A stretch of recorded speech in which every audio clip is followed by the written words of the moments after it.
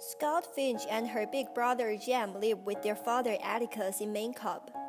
The town was poor, but the family was happy.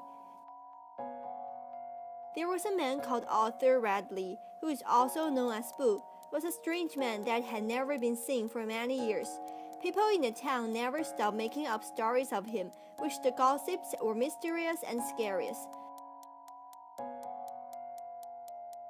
Therefore, Scott and Jem had never attempted to approach Bull, but leading by a boy called Bill, they began wondering the mystery of Bull.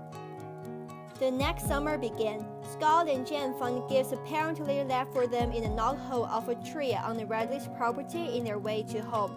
Jill also returned this summer. On Jill's last night in Mancomb for the summer, they sneaked onto Radley's property, but they were caught. Jem lost his pants when they escaped.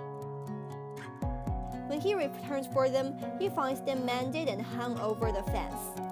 Later on, a lot of things happened. The most notable thing is that Atticus agreed to defend a black man named Tom Robinson, who had been accused of raping a white woman, Mayella Atwell.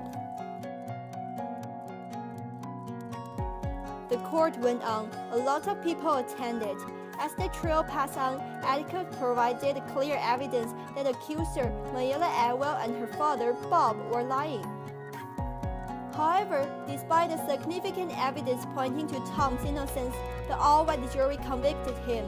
The innocent Tom later tried to escape from the prison and was shot to death.